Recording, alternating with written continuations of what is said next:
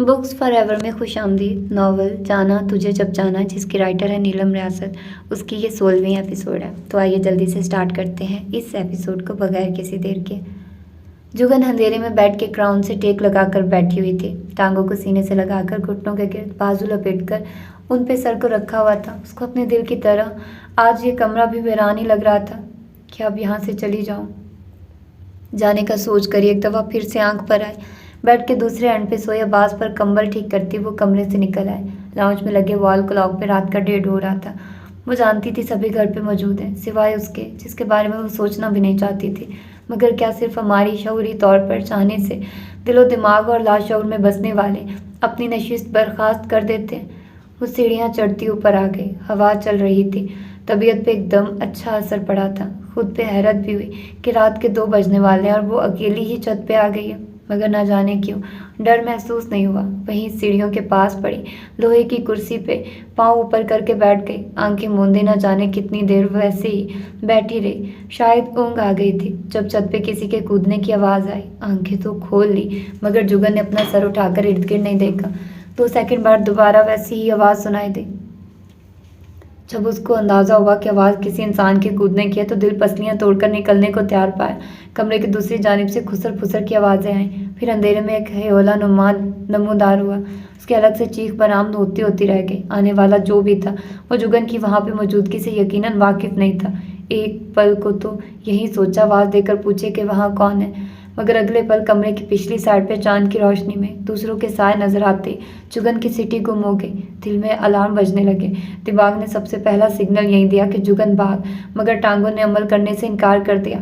कमरे की आड़ होने की वजह से वो जुगन को और न जुगन उनको देख पा रही थी। साए अभी तक मौजूद थे। एक आदमी दूसरे से कह रहा था, पक्की बात है ना कि शाहरुख के माँ बाप और बहन इसी घर में है, और कहाँ जाएंगे? एसपी ने अपने परों के नीचे छुपाया हुआ है, कब तक बचेगा और उनको बचाएगा? दूसरे वाला कहने के साथ ही कमीनी सी हंसी हंसा। जुगन को लगा अगर अब ना उठी तो उधर ही मारी जाएगी। जूते वहीं छोड़कर बड़ी आहिस्तगी से बगैर कोई आवाज़ पैदा किए वो नंगे पांव सीढ़ियों की जानिब भागी। दरवाज़ा पार करते ही ऐसा महसूस हुआ जैसे किसी दीवार में टक्कर मार दी हो। गले से खौफ के बायस निकलने वाली दुहाई का गला भारी हाथ ने मुंह पे रुकते ही बंद कर दिया। उसके कामते वजूद को बाजुओं में भरकर हनूज मुंह पे हाथ रख के कान में सरगोशी की गई। घबराने की ज़रूरत नहीं है, मैं हाथ हटा रहा हूँ, आवाज़ ना निकालना वरना दोनों ही मारे जाएंगे। अंधेरा होने के बावजूद वो उसको उसके बोलने से पहले उसकी खुशबू से ही पहचान गई थी। 2 लोग हैं या 3? उसने बोलने की कोशिश की मगर आवाज़ बरामद न आई। कामते हाथ से ताशफीन का सीधा हाथ पकड़ा ताकि उसकी हथेली पे 2 लिख सके, मगर उसका हाथ खाली नहीं था। ताशफीन के सीधे हाथ में जो चीज़ जुगन को महसूस हुई वो पिस्टल था। जुगन ने उसके हाथ की पुष्ट पे 2 लिख दिया। जवाब में उसने जुगन का हाथ पकड़ा और सीढ़ियाँ उतरने लगा। जुगन ने महसूस किया कि जब वो ऊपर आई थी नीचे की कहीं बत्तियाँ जल रही थी, मगर इस वक्त खूब अंधेरा था। आधी सीढ़ियों पे ताशफीन सरगोशी ही में मुखातिब हुआ था। फारिस, इसको नीचे ले जाओ, तुम इसको साथ रहोगे, कुछ भी हो जाए इसको अकेले नहीं छोड़ना, बाकी मैं देखता हूँ। वो मजीद कुछ कहने सुनने का मौका दिए बगैर वापस ऊपर की जानिब चला गया। पिस्टल को हॉल्स्टर में डालकर मुट्ठी के दरवाजे के पास रुका। बांस का दरमियाने साइज का डंडा उठा लिया।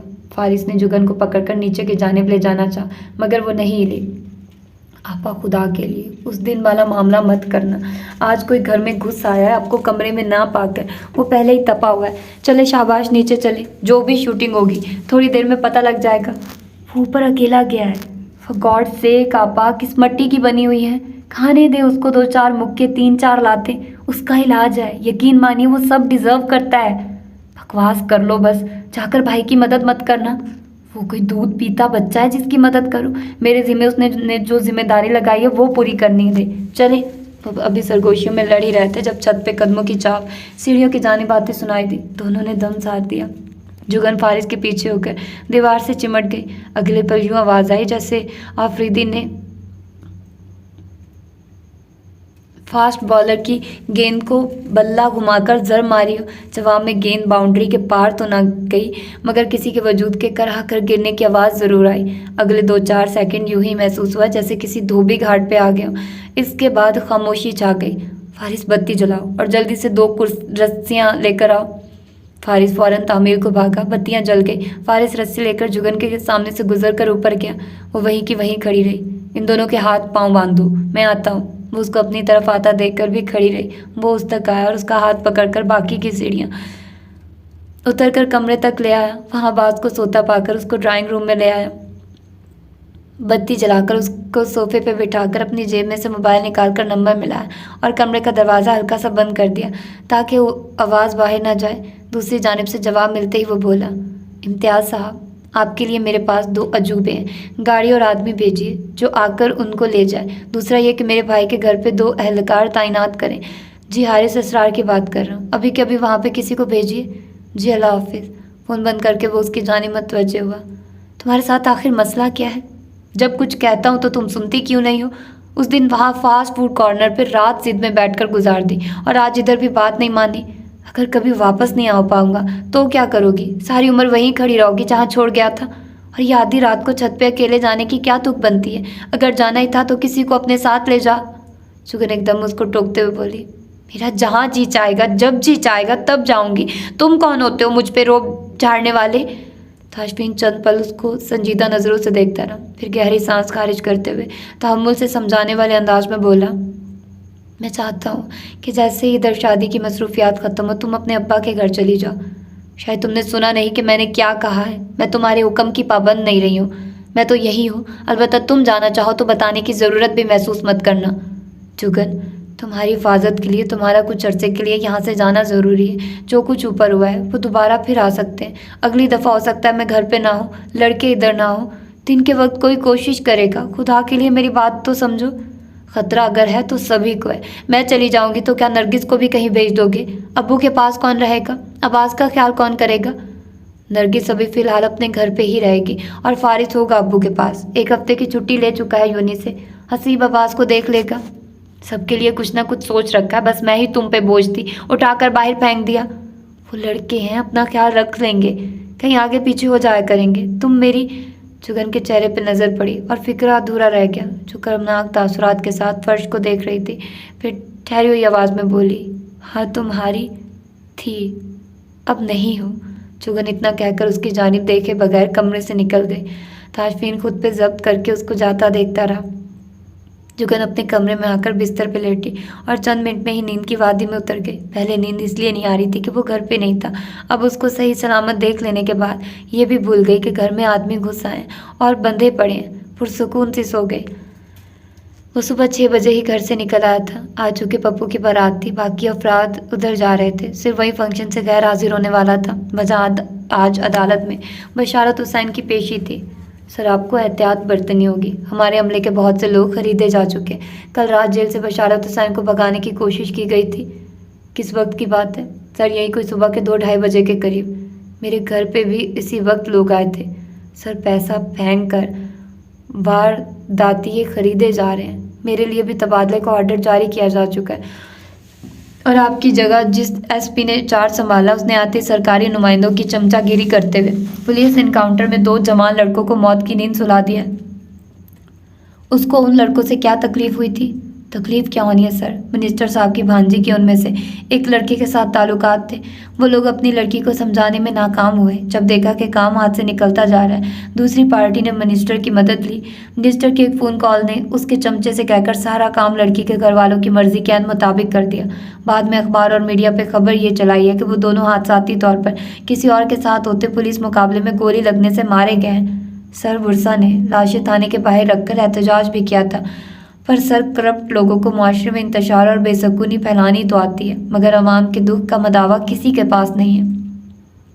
असद साहब, इन्हीं बातों की वजह से तो लोगों को पुलिस पे एतमाद नहीं है। 2 नंबर और मुफाद परस्त अफराद ने इस सरकारी इदारे को बदनाम कर रखा है। खैर, देखते हैं आगे क्या होता है। नया एसपी का नाम क्या है? सर, मुश्ताक सिकंदर नाम है उसका।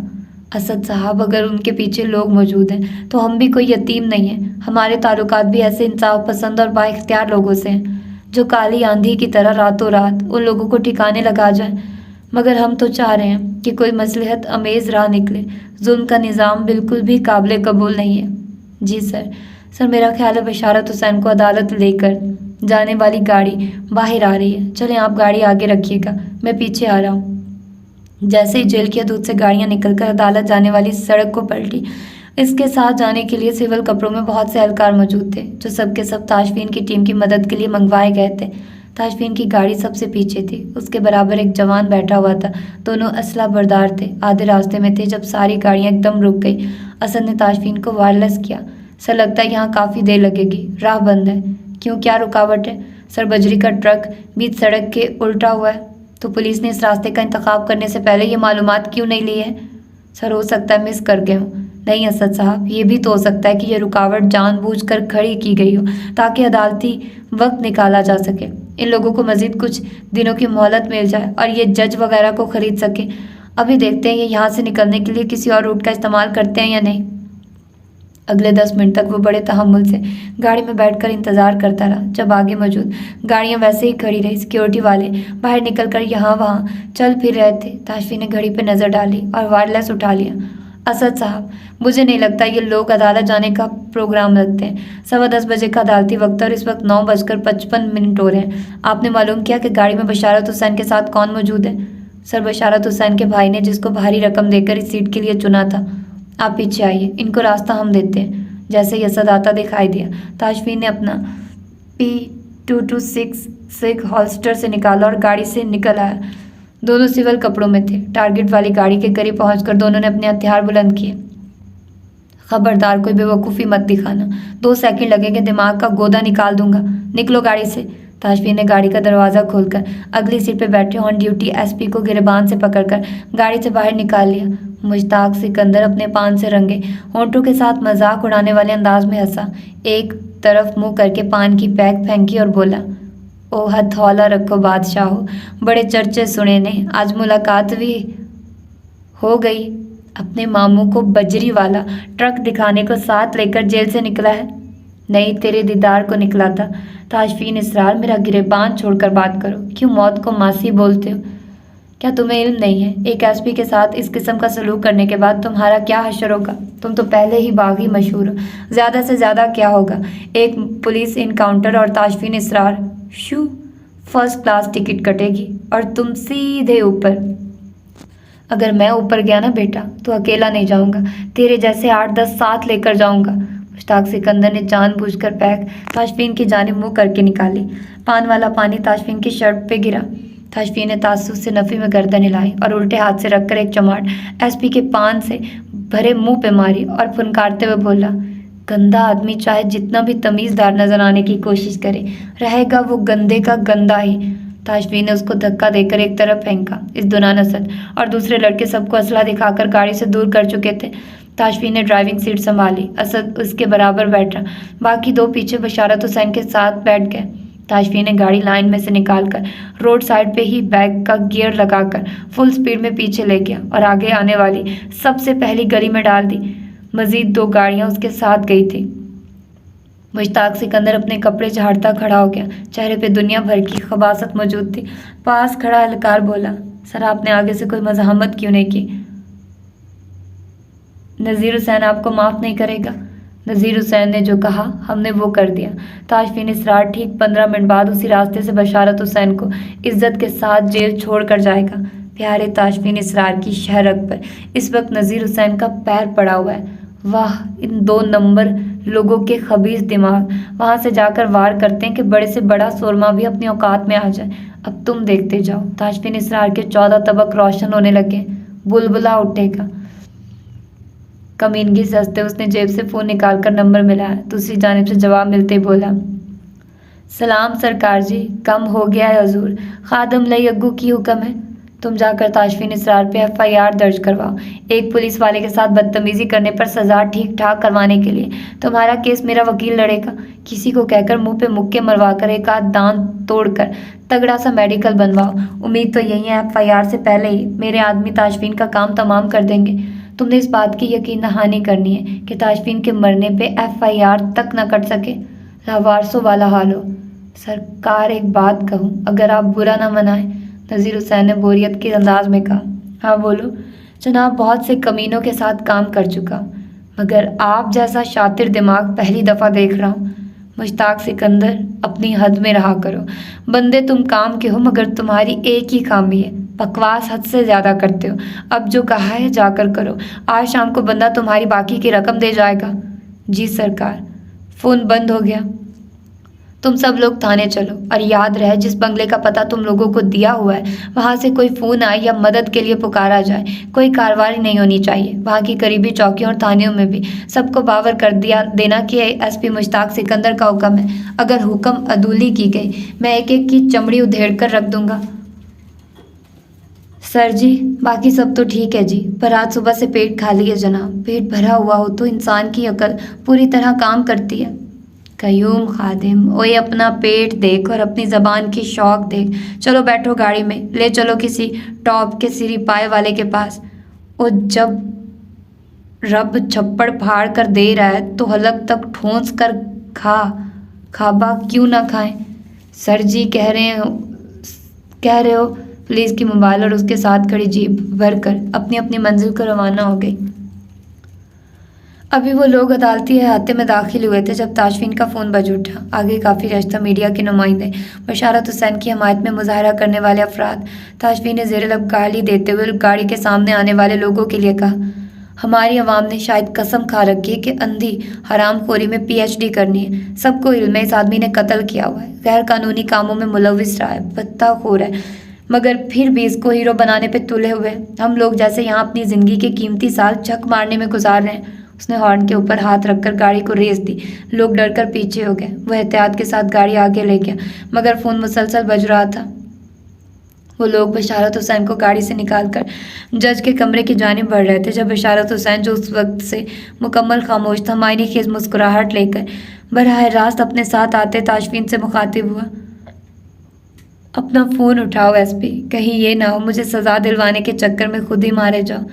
उसके अल्फाज से ज़्यादा बशारत हुसैन की आंखों की चमक ने ताशफीन को चौंकाया था। ताशफीन का हाथ में कान के अंदाज में अपनी जेब की जानिब बढ़ा। स्क्रीन पे विद हेड नंबर आ रहा था। हेलो, बड़ा इंतज़ार करवाते हो, कब से लाइन मिला रहा हूँ। इससे पहले कि तुम पूछो मैं खुद ही तारुफ करवा देता हूँ। मुझे नज़ीर हुसैन कहते हैं और मेरा भाई तुम्हारी वजह से जेल की सोबतें बर्दाश्त कर रहा है, तो सोचा आज तुम्हें भी बता ही दूँ।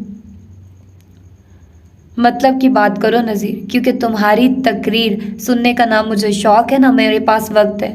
नज़ीर कहकर लगा कर हंसा। बहुत ही जल्दबाज आदमी हो। अच्छा चलो काम की बात करता हूँ। तुम्हारा भाई। ताशफीन की गर्दन के रोए खड़े हो गए। सबसे पहला ख्याल हारिस की जानिब गया। नज़ीर हुसैन ने हारिस के घर का एड्रेस दोहराते हुए कहा, तुम्हारे भेजे 2 मजनू मेरे आदमी के हाथ से 2-2 थप्पड़ खाकर वहीं ढेर हो गए थे।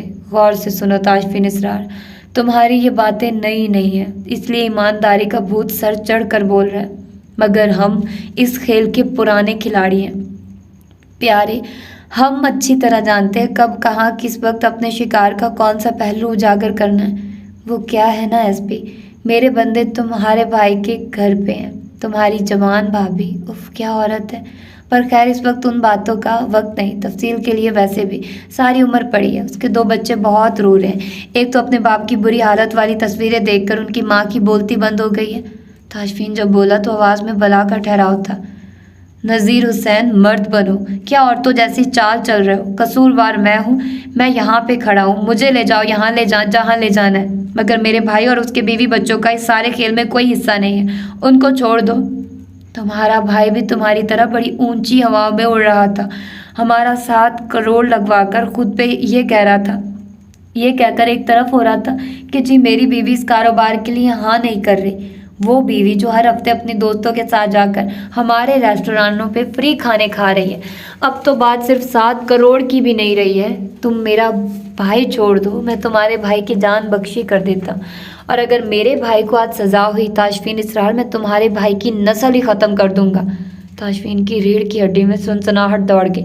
उसने फ़ोन बंद करके अपने वकील का नंबर मिलाया, साथ ही उल्टे कदमों बैरूनी रास्ते की जानिब भागा। दूसरी तरफ से वकील ने जवाब ना दिया। उसने असद का नंबर मिलाया। जी सर। असद साहब, वकील को बोलिए आगे तारीख लें, आज की कार्रवाई मुअत्तल करवा दें, बशारत हुसैन को जेल छोड़ दें। सर ये आप क्या कह रहे हैं, हमारा वकील बहुत पुरुमीद है। सर उसके पास बशारत हुसैन के नौकरों के बयान है, केस इसी पेशी पे निपटाए जाने का चांस है। नहीं असद साहब, केस लटका दें, मेरे बच्चे नज़ीर के पास है। मैं हारिस की रिहाइश पे जा रहा हूँ बशारत हुसैन को ठिकाने पहुँचाने। सर ये तो बहुत बुरा हुआ, पर सर हमने रात को 2 पुलिस वाले हारिस साहब की रिहाइश पे तैनात किए थे। सर आप अकेले कोई एक्शन नहीं लेंगे, मैं बैकअप का बंदोबस्त करता हूँ। सर कैसर की गाड़ी में असरा रखा है, बुलेट प्रूफ हेलमेट और वेस्ट भी रखी है, पर मैं दोबारा यही कहूँगा, बैकअप का इंतज़ार किए बगैर कार्रवाई मत कीजिएगा। ताशफीन का दिमाग प्रोएक्टिव मोड में काम कर रहा था। उसकी टीम के 3 लोग अपनी गाड़ी में ही मौजूद थे। उसको आते देखकर ही कैसर हयात अपनी जगह से उठकर गाड़ी से निकला। सर मुझे तुम्हारी गाड़ी चाहिए। हाजिर है सर, कहिए कहाँ चलना है, मैं ले जाता हूँ। नहीं तुम यहीं रुको, असद को तुम लोगों की ज़रूरत पड़ेगी, चाबी दो। सर चाबी गाड़ी में लगी हुई है। बाकी के 2 को भी गाड़ी से उतर जाने का कहकर उसने इमरजेंसी का सायरन ऑन करके और लाइट निकालकर गाड़ी के ऊपर रखकर उसको ऑन किया। इसके बस में नहीं था, वरना उड़ता हुआ वहाँ पहुँच जाता। माँ और छोटे बेटे की शक्लें आंखों के सामने आते ही आंखों में नमी भर आई, जिससे वो वहीं रुक गया। उस इलाके में दाखिल होते उसने सायरन बंद कर दिया और गाड़ी हारिस के बंगले से 4 गलियां दूर रोककर पैदल घर की जानिब चल पड़ा। हाथ से हॉल्स्टर को टटोलकर 4 मैगजीन पूरे होने की तस्दीक की। पिस्टल को निकालकर अपने ट्राउज़र में अड़सा लिया, जहां ज़रूरत पड़ने पर फौरी तौर पे हासिल किया जा सकता। बाजार वो अपने राह को जाता राह ही मालूम हो रहा था, मगर दूर से भी वो हारिस के घर की छत और खिड़कियां वगैरह देख रहा था, मगर कोई किसी किस्म की कोई मूवमेंट नज़र न आई।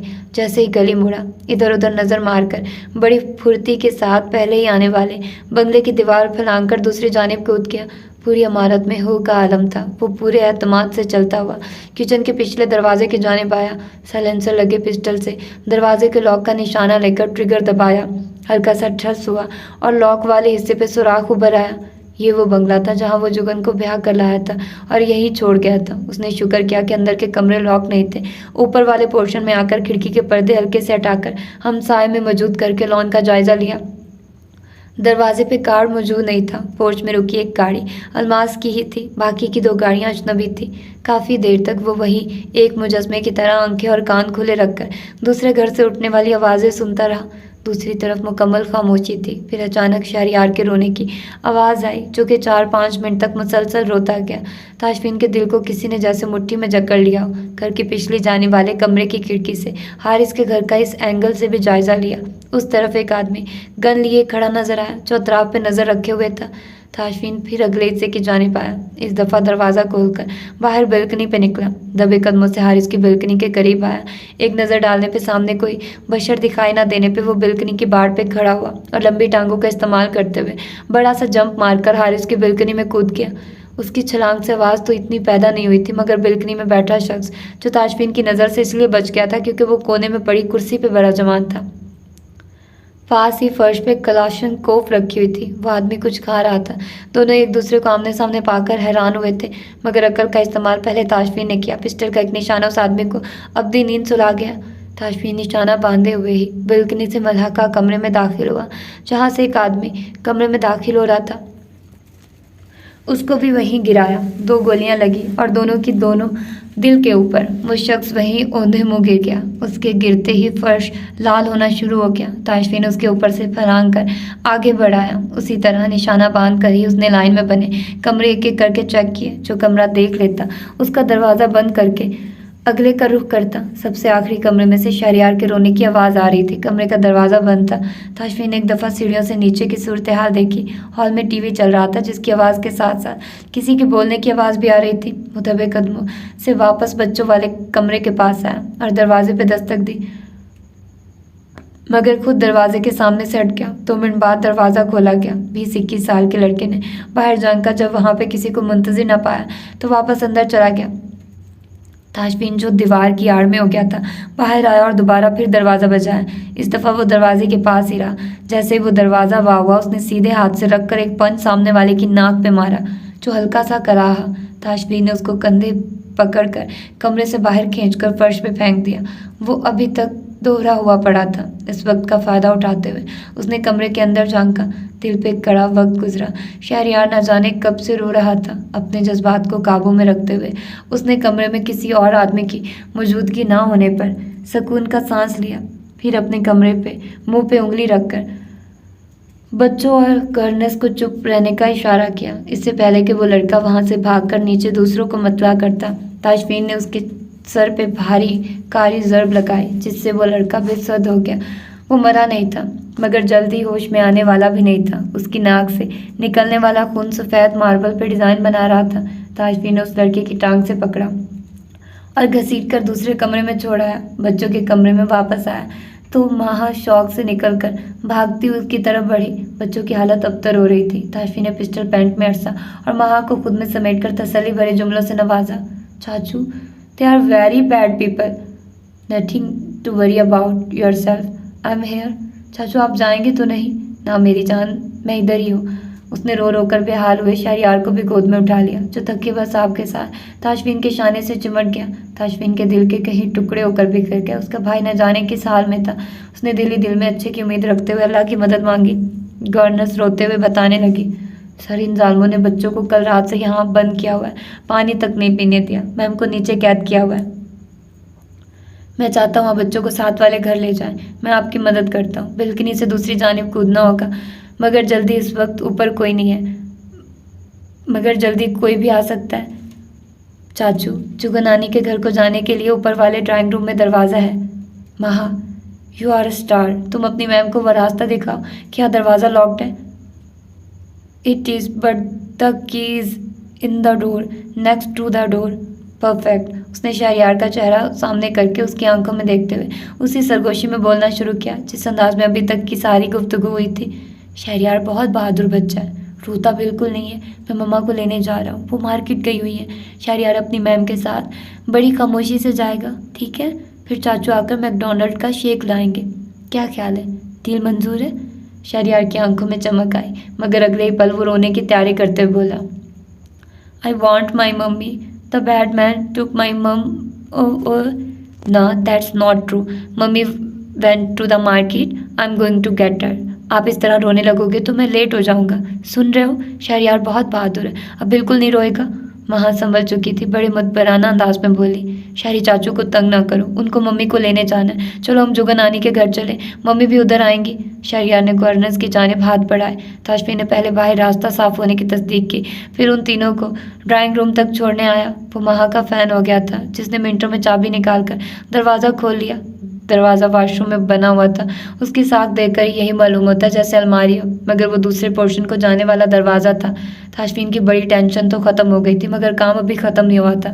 उसने गवर्नर्स को दूसरी ज़रूरी हदायत देने के बाद दरवाज़ा लॉक कर दिया, चाबी अपनी जेब में डाल दी। वो सीढ़ियों की जानिब बढ़ रहा था जब सामने से आदमी निकल आया। इस दफ़ा ताशफीन ने बिल्कुल बेखतर होकर फायर किया था। हो ही नहीं सकता था कि निशाना छूट जाता।